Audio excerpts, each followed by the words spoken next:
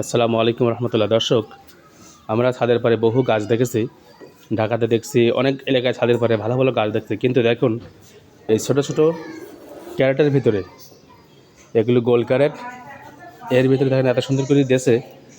তার গাছটা গোড়া দেখেন কত বড়, দুইটা ফলও ধরেছে কদবেল গাছ, আরও আছে যেমন সম্ভবত মালটা গাছ, মালটা এবং জামরুল। এই পেয়ারা গাছ দেখেন কত বড় হয়েছে।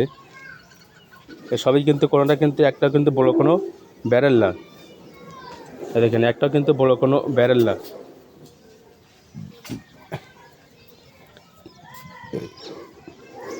এটাও ছোট ছোট জিনিস, এই যে এটা দেখুন, এটাও বেশি বড় না।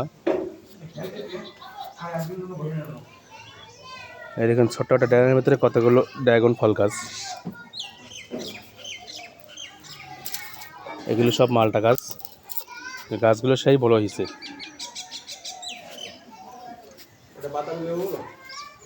ওটা ও, এই যে ফল তিনটা হয়েছে না, এই দেখুন দর্শক, বাতাবি লেবু গাছ। এটা কি গাছ? এটা এটা স্ট্রবেরি লেবু।